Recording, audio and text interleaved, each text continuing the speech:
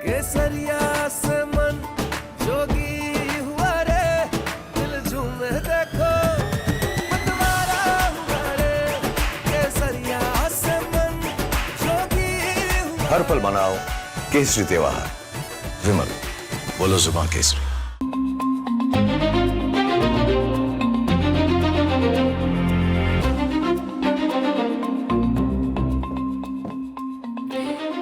नमस्कार, आप सभी का बहुत बहुत स्वागत है। मेरा नाम रूबिका लियाकत है और इस वक्त आप देख रहे हैं टाइम्स नाउ नव भारत। 8:50 हो चुके हैं और न्यूज की पाठशाला में आपका दाखिला हो चुका है। मैडम आ चुकी है। आप पाठशाला में हर खबर को देखते हैं, उस खबर पर आपका फीडबैक भी हमको लगातार मिलता रहता है और यहाँ पर दिखाई गई खबरें, यहाँ पर उठाए गए मुद्दों का बड़ा जोरों शोरों से सोशल मीडिया पर चर्चा भी होता है, आपके घरों में उस पर चर्चा भी होती है। हमारे लिए ये फख्र का विषय है। फुल अटेंडेंस के लिए भी आप सभी का बहुत प्यार से शुक्रिया, धन्यवाद, थैंक यू। और मैं वादा करती हूँ, जैसा हमेशा करती हूँ, कि पढ़ाऊंगी ऐसा कि कभी किसी ने नहीं पढ़ाया होगा। तो चलिए शुरू करते हैं न्यूज की पाठशाला। सबसे पहले आज आपको बता दूं कि पाठशाला में कौन कौन से सब्जेक्ट आपके लिए लेकर आई हूं और किस किस पर लगेगी क्लास। पहला चैप्टर है चंपत गए, रामलला की सेवा में अब कृष्ण। ट्रस्ट है कि नहीं, सारी निगाहें एसआईटी पर। यह मोदी योगी का समय, 27 की लड़ाई तेज। और फिर आएगा चैप्टर नंबर 2, मोदी के इंडोनेशिया दौरे ने उड़ाई जिनपिंग और मुनीर की नींद। यकीन मानिए, मुस्लिम मुल्कों में मोदी मोदी, भारत में किसकी बड़ी बेचैनी। और फिर part number 3, spirit of Mumbai की असली तस्वीर आपको दिखाएंगे।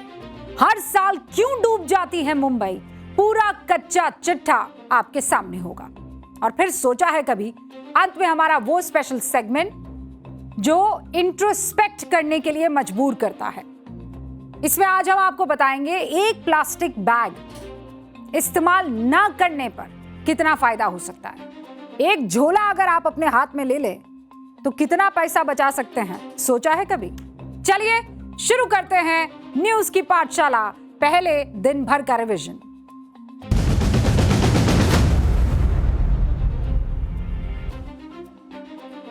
पहलगाम आतंकी हमले की जांच कर रही राष्ट्रीय जांच एजेंसी एनआईए ने इस मामले में बड़ा कदम उठाते हुए पाकिस्तान में बैठे आतंकी सरगना हाफिज सईद के खिलाफ सप्लीमेंट्री चार्जशीट दाखिल कर दी है। चार्जशीट में हाफिज सईद को व्यक्तिगत रूप से आरोपी बनाया गया है।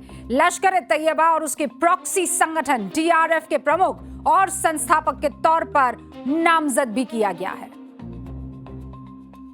पश्चिम बंगाल के बारुईपुर में 12 साल की नाबालिग का शव मिलने के बाद जमकर बवाल हुआ है। भीड़ ने एक शख्स की पीट पीट कर हत्या कर दी। टीएमसी का आरोप, ममता को बारुईपुर जाने से रोकने के लिए घर के बाहर सेंट्रल फोर्सेस को तैनात किया गया। दिल्ली हाई कोर्ट ने जिमखाना क्लब को खाली कराने के नोटिस को चुनौती देने वाली याचिका पर केंद्र सरकार को नोटिस जारी किया। केंद्र सरकार को 28 जुलाई तक जवाब दाखिल करना है। पीओजेके यानी पीओके में सरकार और सेना के खिलाफ आक्रोश बढ़ गया है। सेना की फायरिंग में एक की मौत हो गई है, 12 लोग घायल हो गए हैं। प्रदर्शनकारियों ने शहबाज सरकार को 48 घंटे का अल्टीमेटम दिया है और इंटरनेशनल मीडिया को पाकिस्तान बुलाकर यह बताने की कोशिश कर रहा है कि सब सही है। आयतुल्लाह अली खामेनेई को अंतिम विदाई देने के लिए उमड़ा जन सैलाब। खामेनेई की मौत पर मातम मनाते नजर आए लोग। 9 जुलाई को किया जाएगा दफन।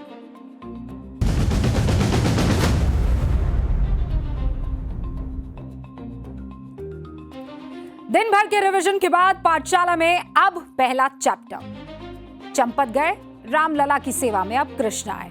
ट्रस्ट है कि नहीं, अब एसआईटी को तय करना है। पूरे देश की नजर और हमें पूरा यकीन है आज आपकी भी नजर और बार बार आप भी ये देखने की और समझने की कोशिश कर रहे होंगे कि राम मंदिर के लिए बने इस ट्रस्ट की तरफ से कौन कौन से फैसले आते हैं। हर कोई जानना चाहता था कि कि चंदा चोरी के मामले में राम मंदिर ट्रस्ट ने ऐसे कौन कौन से फैसले लिए हैं जिससे राम मंदिर में हुई चोरी को लेकर लोगों का विश्वास जो डगमगाया है वो फिर से लौट पाएगा। सबसे बड़ा फैसला तो यही है कि श्री राम जन्मभूमि तीर्थ क्षेत्र ट्रस्ट ने महासचिव, अब तो ये पूर्व हो गए, चंपत राय और ट्रस्टी अनिल मिश्रा का इस्तीफा स्वीकार कर लिया है। आसान शब्दों में कहूं तो अब राम मंदिर चंपत एंड टीम से मुक्त हो गया है। इस खबर को देखकर आज रामचरितमानस की चौपाई याद आ रही है, जिसमें तुलसीदास जी ये कहते हैं, लिखते हैं, जब जब हुई धर्म कै हानि, बढ़ही असुर अधम अभिमानी, करही अनीति जाय नहीं बरनी, सिद्धहि विप्र धेनु सुर धरनी। यानी जब जब धर्म की हानि होती है, अत्याचारी और अभिमानी लोग अन्याय बढ़ाते हैं, तब तब भगवान कई रूपों में अवतार लेकर रक्षा करते हैं, सज्जनों की और दुष्टों का दमन करते हैं। पिछले 1 महीने से देश के करोड़ों श्रद्धालुओं के मन में यही चिंता थी कि नहीं, कि राम मंदिर ट्रस्ट की महत्वपूर्ण जिम्मेदारी किसी ऐसे व्यक्ति को सौंपी जाए जिसकी निष्ठा, ईमानदारी और विश्वसनीयता सभी को भरोसे में रखा जाए और उस पर सभी को भरोसा हो। यही कारण है कि राम मंदिर ट्रस्ट ने चंपत राय की जगह नए trustee retired IFS Krishna Mohan को कार्यवाहक महासचिव बना दिया है। अब जब तक स्थायी महासचिव का चयन नहीं हो जाता, तब तक राम मंदिर से जुड़ी सभी प्रशासनिक और प्रबंधीय व्यवस्थाओं की जिम्मेदारी कृष्ण मोहन संभालेंगे। कौन संभालेंगे? कृष्ण मोहन। आस्था का सबसे बड़ा आधार क्या होता है? विश्वास, आस्था। और विश्वास की नींव किस पर टिकी होती है पता है आपको? उत्तरदायित्व पर। यानी आपकी जिम्मेदारी क्या, आपके कंधों पर कौन सी वो रिस्पॉन्सिबिलिटी है, और अगर उस रिस्पॉन्सिबिलिटी में आप जरा भी इधर उधर करते हैं तो क्या डगमगा जाता है? विश्वास, नींव हिल जाती है उसकी। इसीलिए जिस व्यक्ति को यह दायित्व सौंपा जाता है, उससे यह उम्मीद होती है कि वो इस विश्वास की गरिमा को पूरी निष्ठा और पारदर्शिता, जवाबदेही के साथ निभाएगा। अभी व्यवस्थाओं के लिए हम लोग कटिबद्ध हैं और इन व्यवस्थाओं का दायित्व महामंत्री, अंतरिम महामंत्री के रूप में मेरे साथ विराजमान श्रीमान कृष्ण मोहन जी को सौंपा गया है। वे अपने साथ कुछ साथियों को स्वयं चुन करके और उनके साथ मिलकर के इस काम का निष्पादन करेंगे और उनका ज्ञान और उनकी पार्श्वभूमि और उनका स्वच्छ दृष्टिकोण, इसको देखते हुए हमारा विश्वास है कि वे इन सारे कामों को अत्यंत कुशलता के साथ संपादित करके रहेंगे। अब राम मंदिर के कोषाध्यक्ष गोविंद देव गिरी जी को आप सुन रहे थे, जो मीडिया के सामने आते हैं। ट्रस्ट की जिम्मेदारी कौन संभालेगा उसका ऐलान कर देते हैं। लेकिन आप ये जानना चाहेंगे कि कृष्ण मोहन जी हैं कौन, है ना? मतलब इनको इतनी बड़ी जिम्मेदारी कैसे दे दी गई, और वो भी तब जब माहौल इतना संवेदनशील चल रहा है, ट्रस्ट में लोगों का ट्रस्ट नहीं है। तो भाई ऐसे किसी शख्स को लाना होगा जो उसे वापस बहाल कर सके, है ना? तो भाई कृष्ण मोहन जी को क्यों कार्यवाहक महासचिव बनाया गया है, इसके पीछे का कारण क्या है, आप अभी समझ जाएंगे जब मैं उनका प्रोफाइल पढ़ूंगी। तो पढ़ दूं प्रोफाइल? पढ़ दीजिए। 73 साल के हैं, यानी काफी एक्सपीरियंस है। 73 साल के कृष्ण मोहन श्री राम जन्मभूमि तीर्थ क्षेत्र ट्रस्ट के सदस्य हैं और नए नवेले सदस्य हैं। हुआ क्या कि 2025 में ट्रस्ट के सदस्य के तौर पर इनको चुना गया था, पिछले साल ही सितंबर का महीना था। इससे पहले वो IFS यानी इंडियन फॉरेस्ट सर्विस के महाराष्ट्र कैडर के अधिकारी रहे हैं, यानी इनको प्रशासनिक सेवा का अनुभव है।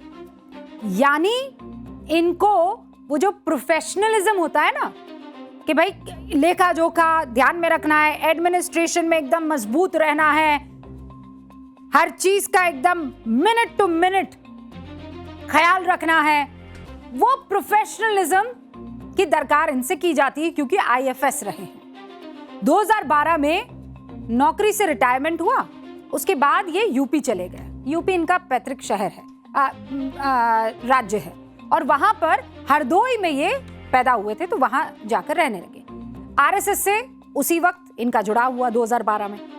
कृष्ण मोहन के प्रोफाइल में सबसे खास बात यही है कि संघ से जुड़े कार्यों के अलावा इनको प्रशासनिक सेवा का एक लंबा अनुभव है, जिसका इस्तेमाल वो राम मंदिर ट्रस्ट से जुड़े काम में कर सकते हैं। पिछले कई सालों से राम मंदिर ट्रस्ट में प्रशासनिक अनुभव की कमी महसूस हुई है।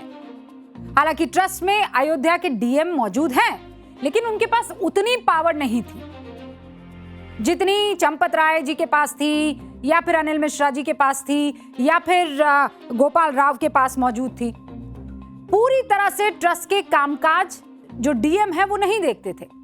प्रशासनिक तरीके से काम करने से ट्रस्ट की जो मौजूदा व्यवस्था है ना, वो ट्रांसपेरेंट होने की उम्मीद जगी है कि अब जो कुछ भी होगा उसका लेखा जोखा, साथ में क्या आया क्या गया, किसको कौन सी जिम्मेदारी देनी है, क्योंकि खुद अपनी टीम लेकर आएंगे, इसका भी आज ऐलान किया गया। सुनिए। जब तक नए महामंत्री की नियुक्ति नहीं होती है, उस समय तक मुझे महामंत्री का दायित्व का निर्वहन करने की जवाबदारी मिली है। इस जवाबदारी के निर्वहन करते समय मेरी कुछ प्राथमिकताएं होंगी। पहली, इसमें जो भी दोषी हैं, इस प्रकरण में जो भी दोषी पाए जाएंगे, हमारा आग्रह रहेगा उन सभी को न्यायोचित ढंग से जो भी उनको सजा मिलनी है मिले, इसके लिए हम बहुत आग्रही रहेंगे। इस प्रकरण में जो हुआ है उससे हम सभी आहत हैं, सभी को कष्ट हुआ है, राम भक्तों को कष्ट हुआ है। अब इस में कहीं न कहीं प्रबंधन और संचालन में कुछ कमियां रह गई थीं, जिसका फायदा लोगों ने उठाया। तो मेरा ये पहला प्रयत्न होगा कि वो जितनी त्रुटियां, जहां कहीं भी लूप होल्स हैं, कहीं छूटा हुआ है, उसको सबसे पहले बंद करना। इस प्रकार की पुनरावृत्ति न हो भविष्य में, इसका मैं पूरा प्रयत्न करूंगा। और कृष्ण मोहन जी, आपसे उम्मीद भी यही की जा रही है, अब कोई गुंजाइश नहीं है, अब कोई ऑप्शन नहीं है किसी के पास, और खासकर आपके अलावा, और आपके पास भी कोई ऑप्शन नहीं है। कृष्ण मोहन अपनी नई जिम्मेदारी के लिए अब एक नई टीम भी बनाएंगे, यानी आप लेकर आइए अपने लोग, और बहुत प्रोफेशनली अब इस पूरे के पूरे सिस्टम को संभालिए। आज ये मैसेज क्लियरली दे दिया गया ट्रस्ट की तरफ से, और इसमें उनकी सबसे बड़ी जिम्मेदारी क्या होगी, कोई बता सकता है? सबसे बड़ी जिम्मेदारी आज की तारीख में क्या होगी ट्रस्ट की या कृष्ण मोहन की, क्या होगी? विश्वास, यही शब्द है आज का। खोया हुआ विश्वास, खोए हुए भरोसे को वापस लाना। इसके लिए सबसे पहले दान के एक एक रुपए का हिसाब रखना होगा। एक कहावत है कि का वर्षा जब कृषि सुखाने, यानी फसल जब सूख जाए तो उसके बाद सिंचाई किस काम की, यानी समय बीत जाने के बाद किसी की मदद करे या कोई अच्छा प्रयास भी करे तो उसका क्या मतलब रह जाता है।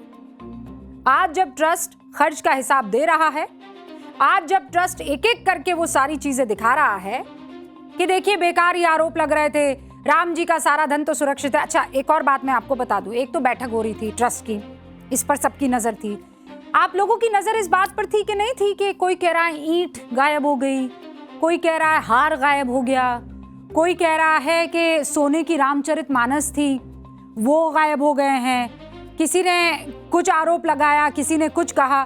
आज ट्रस्ट की तरफ से एक वॉक थ्रू हुआ। वॉक थ्रू मतलब समझते हैं, मतलब आप सारी चीजें दिखाते हुए आगे की तरफ बढ़ते हैं। आज वॉक थ्रू हुआ ट्रस्ट की तरफ से। जो काम ट्रस्ट को बहुत पहले कर देना चाहिए था, देर से किया। सारी चीजें सुरक्षित है, आज बताई ट्रस्ट ने। कौन कौन सी चीजें सुरक्षित है आप जानना चाहेंगे? कुछ कुछ तो तस्वीरें हम दिखा ही रहे हैं, लेकिन आइए जरा मैं आपको नोटपैड के जरिए समझाती हूं और दिखाती हूं कि कौन कौन सी चीजें सुरक्षित है। आरोप क्या लगा था? क्या लगा था पहला आरोप? कि 5 करोड़ रुपए का सोना जो है वो सोने जड़ित रामचरितमानस गायब है। ये आरोप लगा था? हाँ, कि रामचरितमानस वो भी सोने वाली, वो क्या हो गई है? चोरी होगी, गायब होगी, मतलब चुरा ली गई है। सच क्या है जानना चाहेंगे? सच ये है, ये रही वो रामचरितमानस। दिख रही है? Yes ma'am. सोने के पेज दिख रहे हैं आपको? दिख रहा है। ठीक है, अब नेक्स्ट बताइए भैया। काग भुशंडी जो है वो मूर्ति चोरी हो गई है।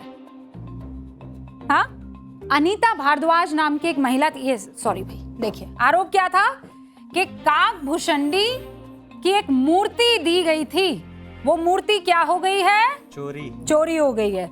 अब देखिए यहाँ कहीं काग भुशंडी आपको दिखाई दे रहे हैं? दिखाई दे रही है। कहाँ है?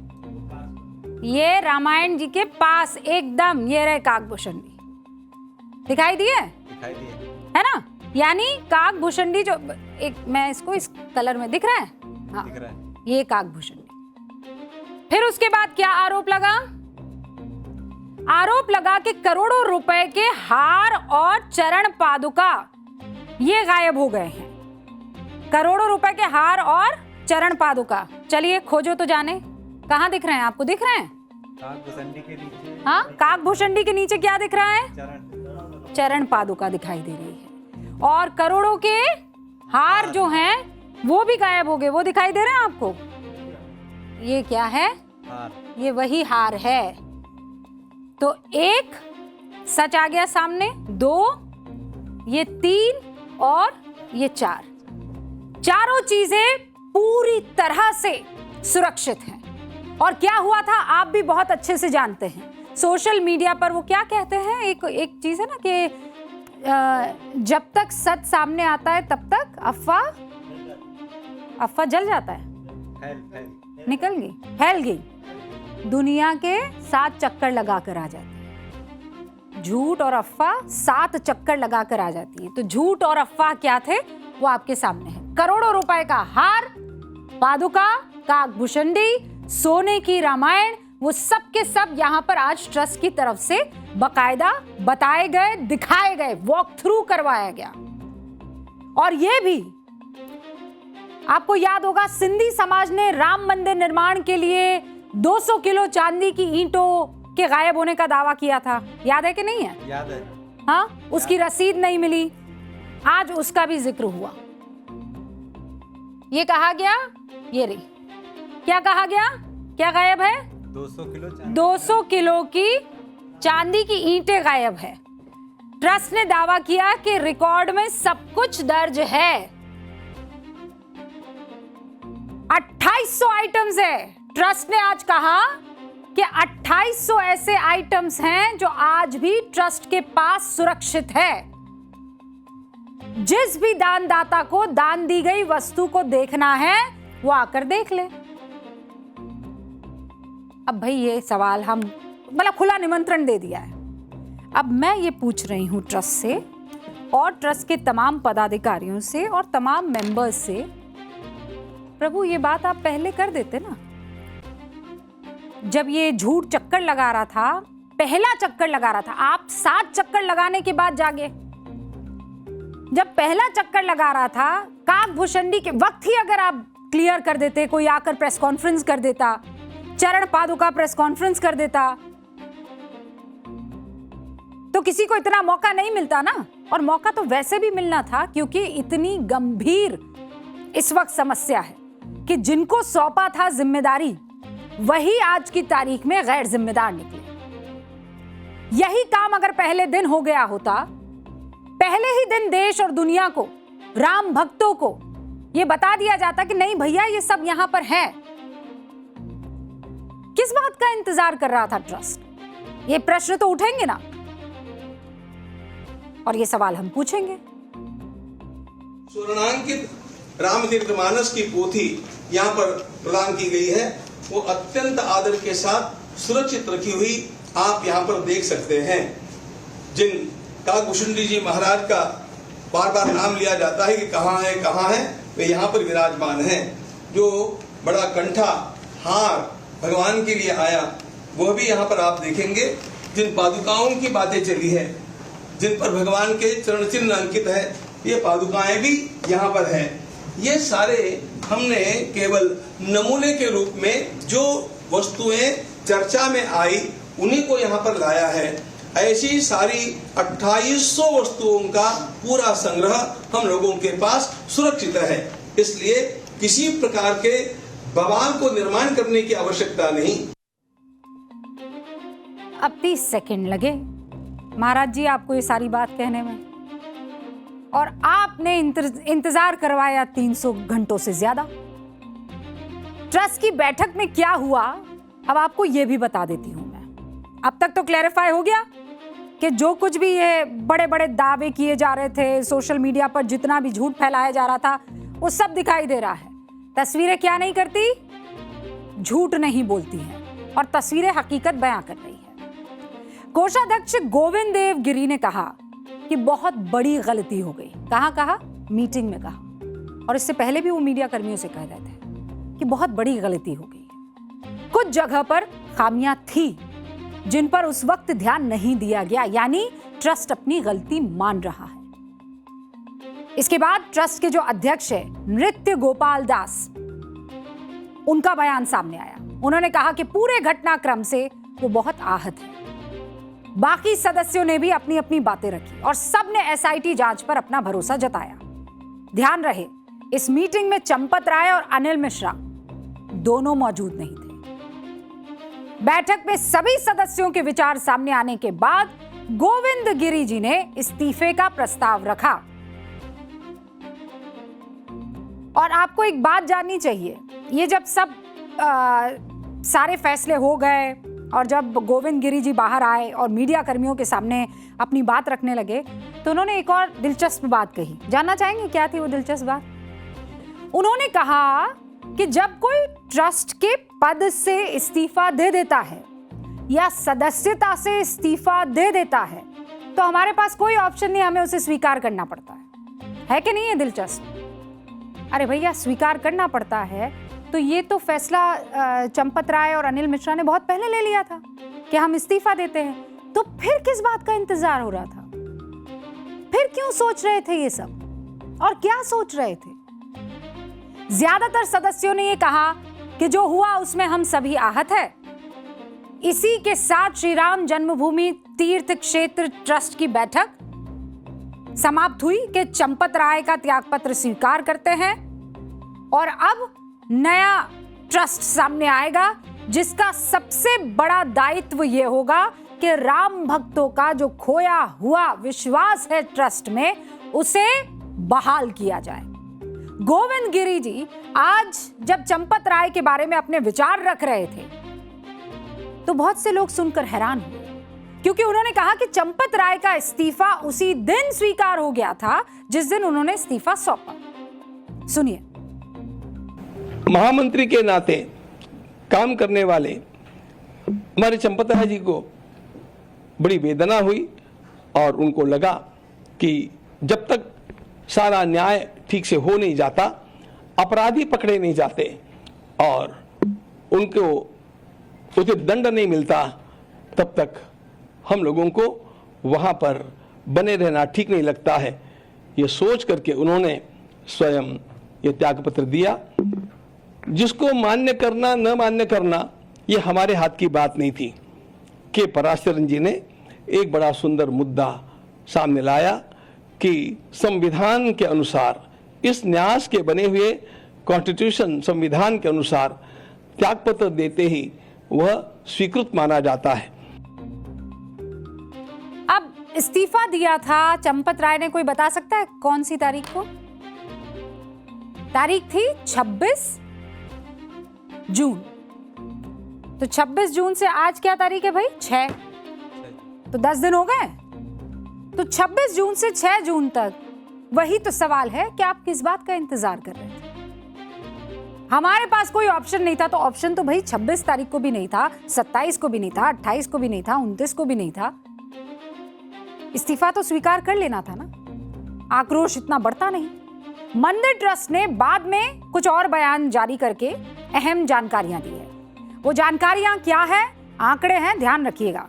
ट्रस्ट ने यह बताया कि अब तक कुल 3,264 करोड़ रुपए की रकम जो प्राप्त हुई है, उसमें से 2,370 करोड़ का इस्तेमाल निर्माण कार्य में हो गया है और भविष्य के कुछ खर्चों के लिए रखा गया है। ठीक है। ट्रस्ट ने यह भी बताया कि शुरुआत से लेकर कुल 582 करोड़ का चढ़ावा मिला। कितने का? 582 करोड़ रुपए का। इसमें से 391 करोड़ रुपए का इस्तेमाल हो चुका है। कितना हुआ है? 582 करोड़ में से 391 करोड़ रुपए का इस्तेमाल ऑपरेशनल खर्चों में हो चुका है। बाकी जो फंड है उसे बैंक खातों में रख दिया गया है। अब ट्रस्ट ये कह रहा है कि कैश के अलावा कई भक्तों ने भगवान श्री राम लला को वस्तु के रूप में जो भेंट दी थी, ऐसी कुल 2800 भेंटें मिली है। और अगर मैं पूरा आंकड़ा कहूं तो 2926 भेंटें। जो भक्त अपनी भेंट के इस्तेमाल की जांच करना चाहते हैं, उससे जुड़ी कोई जानकारी पाना चाहते हैं, तो उनसे अनुरोध है कि वो ट्रस्ट के अधिकारी से अपॉइंटमेंट लेकर अयोध्या आ जाए। उनको सारी की सारी जानकारी दे दी जाएगी। अब ये तो सब हो गया कार्यशैली, भ्रष्टाचार पर लगाम और उसके लिए लिए गए कुछ फैसले। लेकिन एक और चीज भी तो उत्तर प्रदेश में हो रही है। कौन बताएगा क्या हो रही है? राजनीति। उत्तर प्रदेश में चुनाव है। जाहिर है मंदिर के मुद्दे ने राजनीतिक दलों को मुद्दा दिया है। भाई कोई राजनीतिक दल इतना भोला होगा कि उसे हाथों हाथ कोई मुद्दा दिया जाए और वो हाथ बंद कर दे कि ना हम तो ना लें? ऐसा तो होगा नहीं। मुद्दा तो बनाया जाएगा इसको। बीजेपी ने आरोप लगाया कि आरोपी टिन्नू यादव और समाजवादी पार्टी के मुखिया अखिलेश यादव के बीच बातचीत हुई है। ये बीजेपी आरोप लगा रही है। फिर समाजवादी पार्टी ने यह कहते हुए विरोध किया कि दम है तो आरोप साबित करो, नहीं तो फिर तैयार रहो मुकदमे के लिए। वैसे अखिलेश यादव ने भी आज एक बड़ा बयान दिया। एक कार्यक्रम में उन्होंने कहा कि बीजेपी के डबल इंजन अब साथ में नहीं चल रहे हैं, एक दूसरे से टकरा रहे हैं। अखिलेश यादव ने राम मंदिर के मुद्दे पर और भी कुछ बातें कही, आपको वो सुनवा देते हैं। संपूर्ण विश्व में राम भक्त संज्ञान लें जो हो रहा है, संपूर्ण विश्व के राम भक्त संज्ञान लें, दुनिया भर के सनातनी संज्ञान लें, अयोध्या के पूज्य साधु संत संज्ञान लें, माननीय सर्वोच्च न्यायालय संज्ञान लें, माननीय लोकसभा अध्यक्ष भी संज्ञान लें। एक एक करके आपको बयान सुनवाई दिए, तो अब एक वायरल बयान भी आपको सुनवा देती हूं। प्रधानमंत्री नरेंद्र मोदी का भी एक बयान पिछले 24 घंटे से लगातार चर्चा में है और बार बार सुना जा रहा है। अब मैं क्या ही कहूं, आप खुद ही सुन लीजिए। मैं लक्ष्य छोटे नहीं रखता, मैं सोच छोटी नहीं रखता। अगर स्टैच्यू भी बनाता हूं तो दुनिया में सबसे बड़ा बना के रख देता हूं।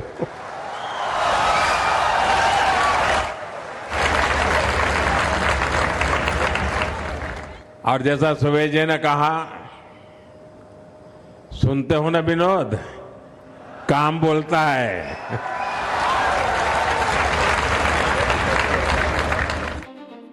सुन रहे हो ना विनोद? अब देख भी लो।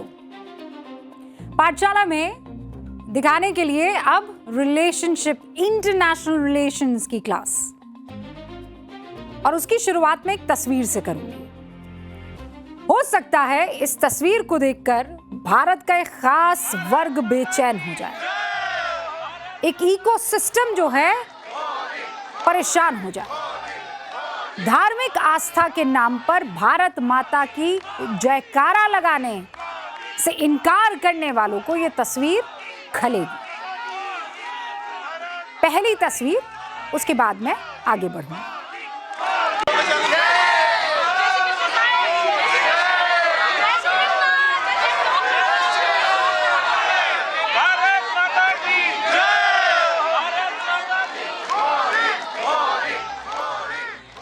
अब हो सकता है आप कहें कि भारत माता की जय के साथ प्रधानमंत्री नरेंद्र मोदी का इस्तकबाल हो रहा है, तो भैया क्या बड़ी बात हो गई मैडम, ये तो सब जगह होता है ना?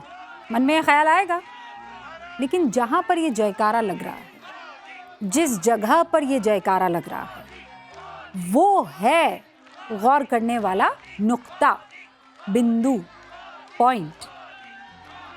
ये तस्वीर दुनिया की सबसे ज्यादा मुस्लिम आबादी वाले देश इंडोनेशिया की है। और देखिए कैसे वहां मोदी से मिल रहे लोग मोदी मोदी और भारत माता की जय का नारा लगा रहे हैं।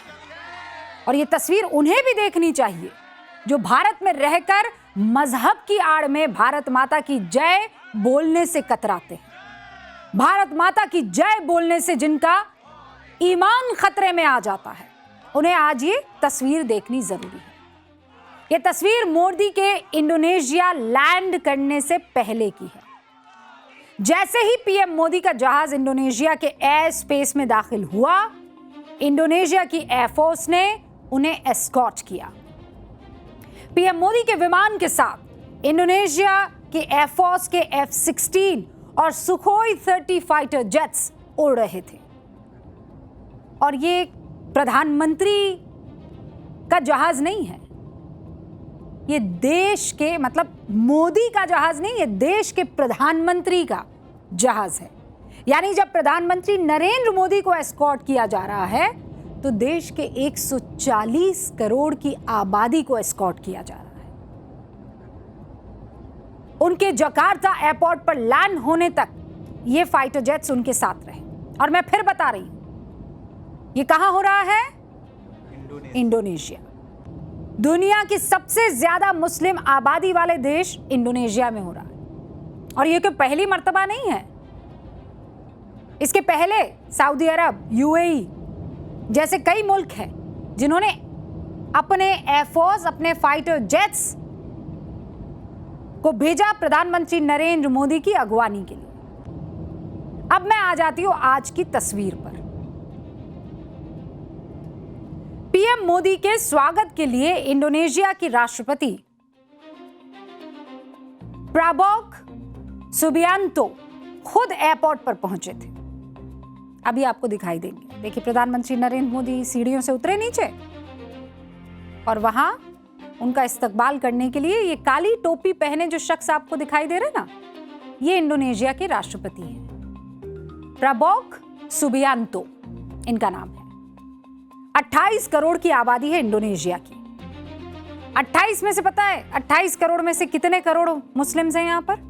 इसीलिए तो कह रही हूँ सबसे ज्यादा आबादी वाले मुस्लिम मुल्क। 28 करोड़ की आबादी है इंडोनेशिया की, 24 करोड़ मुसलमान हैं यहाँ पर, मतलब हिंदुस्तान से भी ज्यादा। उनके राष्ट्रपति हैं। इंडोनेशिया के राष्ट्रपति अपनी कैबिनेट के 4 मंत्रियों के साथ एयरपोर्ट पर पहुंचे थे। और अब इस तस्वीर का दूसरा पहलू, बहुत अफसोसजनक पहलू है कि हमारे देश के कुछ नेता अपने सियासी फायदे के लिए ये कहते हैं कि मुसलमान और मोदी, इन दोनों का कभी मिलन नहीं हो सकता। मोदी को लेकर एक फर्जी नैरेटिव गढ़ते हैं कि कौम और मोदी कभी एक नहीं हो सकते, कभी पसंद नहीं किए जा सकते। हम चाहते हैं कि एक जिम्मेदार भारतीय नागरिक होने के नाते आप तस्वीरों को देखें, महसूस करें और खुद से अपना मत निर्धारित करें। दुनिया के बड़े बड़े मुस्लिम मुल्क मोदी के स्वागत में रेड कार्पेट बिछा रहे हैं। क्या ये सब इस्लाम को नहीं मानते? क्या ये सब कलमा गो नहीं है? मतलब केवल मैं इंडोनेशिया की बात नहीं कर रही, यूएई, कतर, बाकी तमाम मुस्लिम मुल्क, और वो सब भारत की ताकत को दुनिया का इस वक्त अभिन्न अंग मानते हैं। दुनिया के बड़े बड़े मुस्लिम देश मोदी के स्वागत के लिए बाहें फैलाए खड़े हैं, भारत की तरफ दोस्ती का हाथ बढ़ा रहे हैं। लेकिन भारत में एक धड़ा ऐसा है जो अपनी सियासत चमकाने के लिए बरगलाने में लगा हुआ है मुसलमानों कि मोदी तो मुसलमानों के हितैषी है ही नहीं। उस मोदी ने कैसे मुस्लिम देशों को अपनी नीति का मुरीद बनाया है, ये उसकी तस्वीर है। कैसे मुस्लिम देश मोदी के भारत पर भरोसा करके हिंदुस्तान के साथ बड़ी बड़ी डील कर रहे हैं, आप जानना चाहेंगे ना? 15 मई 2026 भारत और यूएई के बीच मैरीटाइम डेवलपमेंट समझौता हुआ। इसके तहत शिप रिपेयर क्लस्टर बनाए जाएंगे। भारत के स्ट्रेटेजिक पेट्रोलियम रिजर्व में यूएई के कच्चे तेल का स्टोरेज बढ़ाने पर सहमति बनी। इस समझौते के तहत यूएई अब भारत के स्ट्रेटेजिक ऑयल रिजर्व में 30 मिलियन यानी 3 करोड़ बैरल तक क्रूड ऑयल स्टोर कर सकेगा। और ये वही यूएई है जिसने अपनी जमीन दी थी अमेरिका को कि भाई हम गफलत में हमारे साथ परेशानी हो, कोई दुश्मन देश हम पर आक्रमण करे तो तुम हमको बचा देना। अब अमेरिका पर भरोसा नहीं कर रहा यूएई, अब किस पर भरोसा कर रहा है? भारत पर। दोनों देशों ने भारत में स्ट्रेटेजिक गैस रिजर्व बनाने के साथ काम करने पर सहमति जताई है। रणनीतिक रक्षा साझेदारी के लिए फ्रेमवर्क समझौता हुआ है और यूएई अब भारत की मिसाइल है ब्रह्मोस और आकाश तीर, उसमें भी दिलचस्पी दिखा चुका है। अब मैं आपको इस दौरे का दूसरा पहलू यानी सामरिक स्थिति बताती हूं। पीएम का इंडोनेशिया दौरा सिर्फ कूटनीति नहीं है, हिंद महासागर से लेकर इंडो पैसिफिक तक भारत की रणनीति का बड़ा चैप्टर है, क्योंकि इस दौरे में बात सिर्फ हाथ मिलाने भर की नहीं है। बताऊं किस किस की है? ब्रह्मोस मिसाइल। किसकी? ब्रह्मोस मिसाइल। समुद्री सुरक्षा, चीन का बढ़ता चैलेंज और दुनिया की सबसे बिजी समुद्री रूट पर भारत की मौजूदगी के लिए है। 4 महत्वपूर्ण बिंदु है। अब आप सोच रहे होंगे कि वर्ल्ड मैप में अंडमान निकोबार द्वीप के पास दिखने वाला ये देश दुनिया के लिए क्या ही अहमियत रखता होगा, बताइए। ये जो दिख रहा है आपको, और भारत के लिए क्या ही फायदा पहुंचा देगा भैया, ये इतना तो कोई बड़ा मुल्क नहीं है। नहीं, इसकी जो लोकेशन है वो बहुत महत्वपूर्ण है। भारत के पूर्व में इंडोनेशिया है और इंडोनेशिया के पास है दुनिया का सबसे अहम समुद्री रास्ता। चलिए वहां चल के आपको बताते हैं। चलिए भाई, वंडरफुल। हाँ भाई, मोदी का जो ये इंडोनेशिया दौरा है वो किस लिए अहम है? वो इसलिए अहम है, ये देखिए, इन सारी चीजों को ध्यान में रखना होगा आपको। मलेशिया है, सिंगापुर है और ये रहा इंडोनेशिया। और मलक्का स्ट्रेट, ये है कायदे की चीज।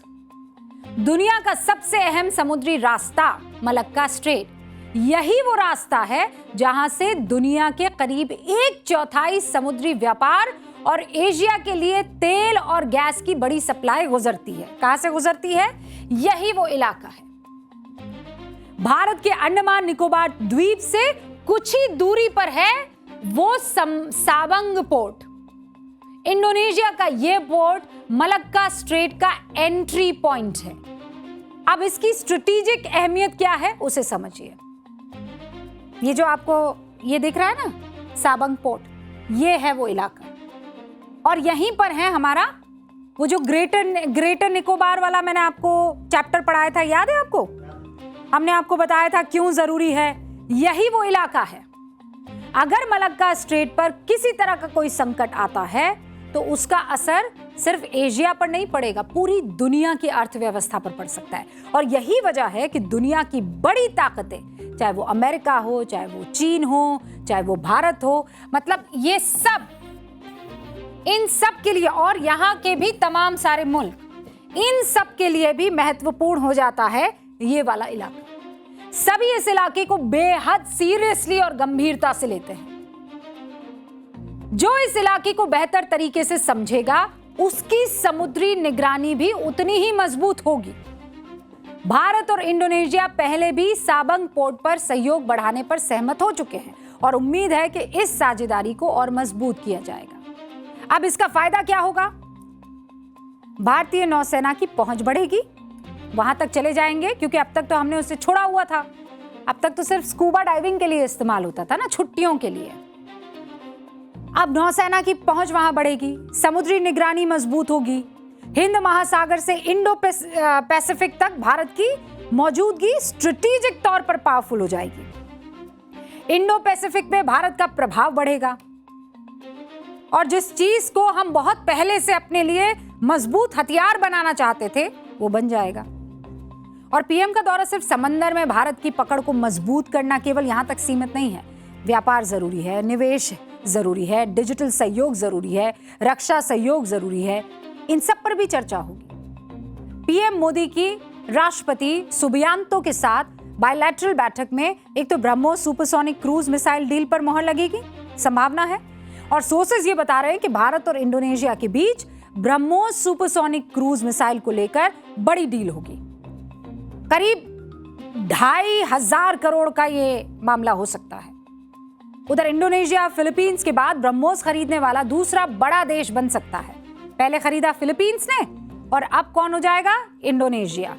इंटरेस्ट तो बाकी मुल्क भी दिखा रहे हैं। भारत ने साल 2022 में फिलीपींस के साथ तट आधारित ब्रह्मोस सिस्टम के लिए $375 मिलियन का समझौता किया था। 2024 में डिलीवरी शुरू होगी। ये इस सुपरसोनिक क्रूज मिसाइल का पहला निर्यात था। अगर इंडोनेशिया के पास ब्रह्मोस आ जाती है तो मलक्का स्ट्रेट के पास आसपास उसकी समुद्री सुरक्षा मजबूत हो जाएगी और भारत को एक भरोसेमंद रक्षा साझेदार मिल जाएगा। भारत और इंडोनेशिया के बीच बढ़ती दोस्ती किसको परेशान करेगी? गैस कीजिए। और चीन को। बहुत बेचैन हो रहा है चीन। और पाकिस्तान तो छटपटा रहा ही है क्योंकि इंडोनेशिया के बेहद करीब मलक्का स्ट्रीट से ही चीन का ज्यादातर सामान गुजरता है। समुद्री जहाज जितने भी है ना वो यहीं से गुजरते हैं। और कितना, कोई गैस कर सकता है? अरे अब तो पर्चा लीक हो गया, कर दो। 80%। चीन का 80% आयातित कच्चा तेल इसी सक्रिय जलमार्ग से होकर गुजरता है। भारत मलक्का स्ट्रेट के पास चीन की बढ़ती मौजूदगी को देखते हुए अपनी नई रणनीति पर काम कर रहा है। भारत अंडमान निकोबार में निकोबार प्रोजेक्ट को विकसित कर रहा है, इंडोनेशिया के साथ डील कर रहा है और चीन जो है इस टेंशन को फील कर रहा है। पीएम मोदी की इंडोनेशिया यात्रा सिर्फ विदेश यात्रा भर नहीं है, इसे समझ लीजिए। ये जो आपको सोशल मीडिया पर डायलॉग देते हुए तमाम लोग दिख जाते हैं ना, गर्मी की छुट्टी मनाने गए, सर्दी की छुट्टी मनाने गए। छुट्टी मनाने नहीं गए पीएम, छुट्टी करने गए हैं। चीन की, पाकिस्तान की, देश के तमाम दुश्मनों की। नई भारतीय विदेश नीति का ये हिस्सा है जहां भारत दोस्ती बढ़ाता है, रक्षा साझेदारी मजबूत करता है, पार्टनरशिप पर ध्यान देता है, दुनिया को यह संदेश देता है कोई बड़ा कोई छोटा नहीं, हम सब साथ हैं। Let's be partner brother. Hind महासागर से लेकर इंडो पैसिफिक तक भारत सिर्फ एक दर्शक भर नहीं है, अब एक निर्णायक शक्ति बनने की दिशा में लगातार आगे बढ़ रहा है। छोटे मुल्कों को साथ लेकर बड़े मुल्कों को कंधे से कंधा मिलाकर आगे बढ़ाने पर, और इसीलिए इस पर ध्यान देना होगा, इंटरनल पॉलिटिक्स भी और सामरिक शक्ति। अब आगे बढ़ूं। देखिए, साल बदल जाता है, तारीखें बदल जाती है, सरकारें बदल जाती है, मुख्यमंत्री बदल जाते हैं, लेकिन जो नहीं बदलता, बताइए क्या? इतिहास, भूगोल, संविधान। मुंबई का मौसम। आर्थिक राजधानी मुंबई की एक तस्वीर। क्या है वो तस्वीर? जल्दी बताओ, क्या होती है वो? कि झमाझम बारिश होती है और सब कुछ तहस नहस। हर साल जून जुलाई के महीने में मुंबई की सड़कें समंदर बन जाती है, और इसको मुझे कहते हुए भी न जाने कितने वर्ष बीत गए। मतलब जब से इंडस्ट्री में मैंने एंकरिंग शुरू की है तब से ये मौसम आता है, और हम क्या कहते हैं, ये लाइन, मुंबई की सड़कें बनी समंदर, और आज 2026 यही लाइन। इस बारिश ने अभी तक 9 लोगों की जान ले ली, करोड़ों अरबों रुपए का नुकसान कर दिया। अपनी जान जोखिम में डालकर लोग दफ्तर से जाते कि पता नहीं कौन सा गड्ढा होगा, और खत्म। बच्चे स्कूल कॉलेज जाने से डरते हैं। रेलवे ट्रैक्स पर पानी भर जाता है। मुंबई लोकल उसके बीच से गुजरती है तो दिल ऐसे कांप रहा होता है। और इसे नाम क्या दिया जाता है? Spirit of Mumbai. मतलब मुंबई का आप जज्बा देखिए, ये मजाक नहीं तो और क्या है बताइए। मुंबई को हर मॉनसून में डूबने के लिए इसी तरीके से छोड़ दिया जाता है और हम कहते हैं स्पिरिट ऑफ मुंबई। सबसे पहले आपको एक ट्रेलर दिखाती हूं। ये मुंबई कर की, मुंबई में रहने वालों की स्पिरिट है, प्रशासन और सरकार की नहीं, बीएमसी की नहीं। तो स्पिरिट ऑफ मुंबई के पीछे तो कोई ना छिपे। मुंबई करों की ये जिस तरीके की ये हालत मुंबई की हो जाती है, ये उनका संघर्ष है और हर साल उनको ये करना पड़ता है। पहले आप उस हालत को देखिए। देखा ना आपने हालत? सबसे भयानक तस्वीर मुंबई पुणे एक्सप्रेसवे से सामने आई। भारी बारिश हो रही थी। मुंबई पुणे एक्सप्रेसवे का जो खंडाला एग्जिट है उसके पास एक भयंकर लैंडस्लाइड हुआ। ये वो लैंडस्लाइड की तस्वीर है। हिंद माता, किंग सर्कल, सायन, अंधेरी सबवे, ये वो नाम है जो पिछले 30 सालों से जस के तस है। अरबों रुपए खर्च करके पंपिंग स्टेशन बनाए गए, लेकिन जब बाढ़ आती है तो पता चलता है या तो पंप काम नहीं कर रहा था या कचरे की वजह से वो ब्लॉक हो गया। मुंबई में ये सब ठीक करने और ठीक रखने की जिम्मेदारी किसकी है, मुझे ये बताइए? बीएमसी की? बृहन्न मुंबई नगर पालिका की? सुबह उठने पर मिलने वाला पानी हो कि सड़क की सफाई हो कि ट्रैफिक लाइट हो कि रात को जलने वाली स्ट्रीट लाइट हो, मुंबई की हर बुनियादी सुविधा की जिम्मेदारी किसकी? बीएमसी की। किसकी? बीएमसी की। बृहन्न मुंबई नगर निगम एशिया की सबसे अमीर नगर पालिका है। सबसे अमीर एशिया की, भारत की नहीं। बीएमसी का इस साल का बजट आपको बताती हूं। लाइए भाई, इस साल का बजट। इस साल का जो बजट है, मतलब पहले बीएमसी का बजट, ठीक है? इस बजट को ध्यान रखिएगा, फिर आपको समझ में आ जाएगा कि आज क्यों ये बात करनी पड़ी। 80,000 लगभग, आप 81,000 ही समझिए, लेकिन 80,992 करोड़ रुपए। कितने?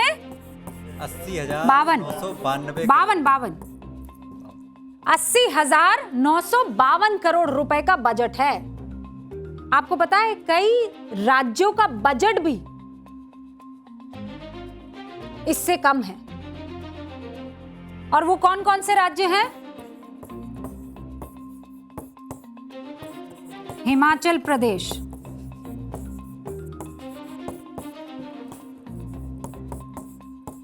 अरुणाचल प्रदेश,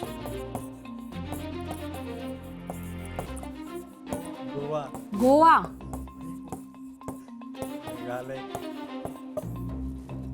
मणिपुर। ये वो राज्य हैं जिनका बजट जो है वो बीएमसी से कम है। कितना बजट है? 80,992 करोड़, माफ कीजिएगा 52 करोड़, 80,952 करोड़। लेकिन सवाल यह है कि जब हर साल स्थिति यही होती है तो ये सारा पैसा आखिरकार जाता कहां है? और ऐसा नहीं है कि बीएमसी को ये पता नहीं है कि मुंबई में कहां कहां पानी भरता है।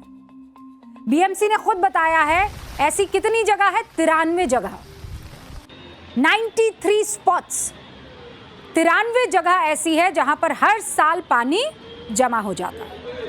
इस साल भी बीएमसी ने अपने प्री मॉनसून तैयारियों के बारे में जब जानकारी दी थी तो ये बताया था कि उनके पास पानी निकालने के लिए कितने पंप है? 547, 403 रेलवे के पास है, 10 मोबाइल पंप गाड़ियां हैं।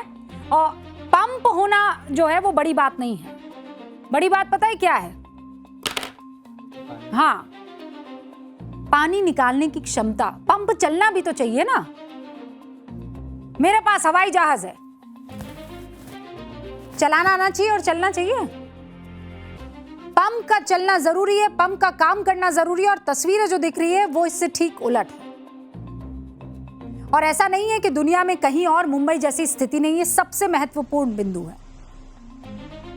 आप ये कहकर नहीं बच सकते हैं कि हम तो समुद्र के पास रहते हैं, हाई टाइड आ जाती है, फिर वो नाले में भर जाती है, फिर उसकी निकासी नहीं हो पाती, इसीलिए पानी भर जाता है। बरसों से सुनते आ रहे हैं। ये बात ठीक है कि कई प्राकृतिक कारणों की वजह से मुंबई की बारिश बहुत ज्यादा होती है, बुरा हाल हो जाता है। मुंबई में मॉनसून सबसे पहले पहुंचता है। मुंबई के पीछे पश्चिमी घाट की पहाड़ियां हैं। ये पहाड़ियां पानी से भरे बादलों को रोक लेती है, जिससे बादल आगे नहीं बढ़ पाते हैं और मुंबई में ही पूरा का पूरा पानी बरस जाता है। ये तो प्राकृतिक बात होगी। इसके अलावा मुंबई का ज्यादातर हिस्सा जो है वो निचला है। लेकिन दुनिया में ऐसे कई शहर हैं जिन्होंने ऐसी ही चुनौतियों का शानदार तरह से हल निकाला है। नाम बताऊं? टोक्यो हर साल भयंकर चक्रवात और मूसलाधार बारिश से जूझता था, लेकिन वहां के सिस्टम ने इसका फुल प्रूफ इलाज किया, फुल एंड फाइनल इलाज, और जमीन से 50 मीटर नीचे एक अजूबा बना दिया। पता है आपको? ये तस्वीरें देखिए, ये क्या है? ये वाटर टेंपल है। अजूबा बना डाला जिसे GCANS metropolitan area outer underground discharge channel या वाटर टेंपल कहा जाता है। यह दुनिया का सबसे बड़ा underground flood water diversion system है। इसमें फुटबॉल के मैदान जितने बड़े बड़े चेंबर हैं और विशालकाय रॉकेट जैसे पंप लगे हुए हैं। जब टोक्यो में भारी बारिश होती है तो यह सिस्टम शहर के पानी को अपनी तरफ खींच लेता है और उसे टरबाइन के जरिए एडो नदी में सुरक्षित बहा ले जाता है। टोक्यो ने बाढ़ को एक झटके में इतिहास बना दिया। अब दूसरा, मलेशिया की राजधानी कुआलालंपुर, उसने स्मार्ट टनल पर काम करना शुरू किया। यह दुनिया की इकलौती ऐसी टनल है जो 2 काम एक साथ करती है। आम दिनों में गाड़ियां दौड़ती हैं इसमें, और बारिश के दिनों में यह विशाल टनल ड्रेनेज पाइप में बदल जाती है। लाखों क्यूबिक मीटर पानी को शहर से बाहर लेकर चली जाती है ना? शानदार चीज। अब मैं आपको यूरोप ले चलती हूं। यूरोप के देश नेदरलैंड्स में room for the river project चलाया जा रहा है। क्या? Room for the project river. उन्होंने नदियों के किनारे कंक्रीट की एक दीवार बनाने के बजाय नदियों को फैलने के लिए प्राकृतिक जगह दे दी है। मतलब वहां खेल के मैदान लगा दिए, बड़े बड़े पार्क डिजाइन कर दिए हैं। तो बाढ़ जब आएगी तो क्या होगा? वो कुछ बहा के नहीं ले जाएगी, फैल जाएगी, पानी को स्टोर कर सकेंगे फिर वो। तो जब बाकी देश के बाकी शहर इतना शानदार काम कर सकते हैं तो हमारी BMC तो करोड़पति है। हाँ, कौन सा था वो? 992 नहीं, 952, 80,952 करोड़ रुपए। तो कीजिए ना प्रभु ऐसा कुछ। और अब आपका और मेरा भी पसंदीदा सेगमेंट, सोचा है कभी। आपकी एक छोटी सी आदत सिर्फ आपका नहीं, पूरे देश का भविष्य बदल सकती है, यकीन मानिए। अच्छा, दुकान पर जाकर सब्जी खरीदने के वक्त या राशन किराने की दुकान पर पहुंचते हैं तो हम सबकी आदत होती है छोटी छोटी चीज के लिए पॉलीथीन बैग हाथ में ले लेते हैं। लेकिन आपने सोचा है अगर प्लास्टिक बैग की जगह वो पुरानी हमारी दादी माँ नानी माँ झोला नहीं ले जाती थी, उस झोला का इस्तेमाल करेंगे तो कितना फायदा होगा? सोचा है कभी? भारत में एक व्यक्ति हर हफ्ते औसतन 5 सिंगल यूज प्लास्टिक बैग का इस्तेमाल करता है। हर हफ्ते औसतन, यानी एक व्यक्ति की सालाना खपत हो गई 260 प्लास्टिक बैग। अगर एक प्लास्टिक बैग की कीमत मैं 1 रुपया भी मानती हूं तो हर साल कितने हो गए? 36,400 करोड़ रुपए सबको मिला के। हाँ, प्लास्टिक की थैलियों में खर्च कर देते हैं देश हमारा। इसकी जगह अगर कपड़े का थैला इस्तेमाल हो तो आप जानते हैं ये 36,400 करोड़ रुपए हम बचा सकते हैं। कपड़े का थैला बनाने में प्लास्टिक के मुकाबले 12 गुना कम ऊर्जा लगती है, लंबे समय तक चलता है। प्लास्टिक बैग ना बने तो फैक्ट्रियों में खर्च होने वाली अरबों यूनिट बिजली की बचत होगी। इतने बड़े पैमाने पर प्लास्टिक ना बनाने से करोड़ों बैरल कच्चे तेल की बचत होगी। सोचा है कभी? तो कपड़े वाला झोला आज से करके तो देखिए। मुझे दीजिए इजाजत, घंटी बज गई है। न्यूज की पाठशाला में इतना ही। आप टाइम्स नाउ न भारत के साथ बने रहिए और इंतजार कीजिएगा न्यूज की पाठशाला का।